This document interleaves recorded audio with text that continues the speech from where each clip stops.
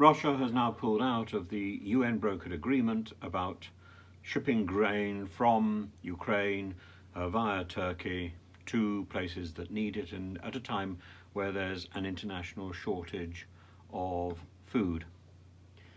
This is of course deplorable, and the excuse they're using is the drone attack this morning, which was partially successful. Of course, there is no reason why Russia needs to guard these ships coming out of Ukraine. Russia is not guarding them. Guarding them from whom? From attack by Ukraine. That simply is not credible. The only people likely to be attacking Ukrainian ships are Russians. So this is nonsensical, however you look at it.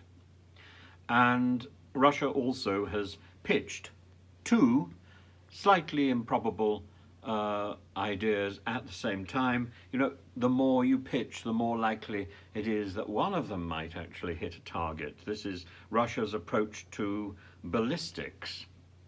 So it's pitched two ideas at the same time today. One, that Britain was responsible for the Nord Stream attack, and two, that Britain is responsible for the drone attack this morning.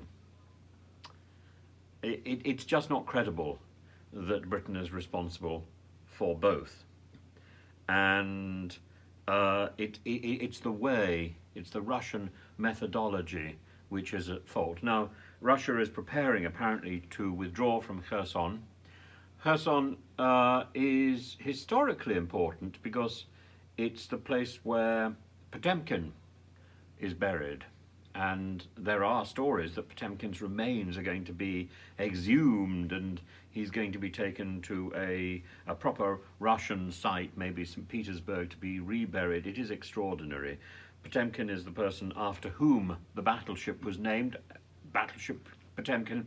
You know, that extraordinary story at the beginning, just before the First World War, when the first hints of Russian Revolution were brewing, and that's the story which gave us the astonishing film which really introduced the basic idea of editing into film, and particularly the Odessa Steppes sequence is a sequence that I think almost everybody ought to look at.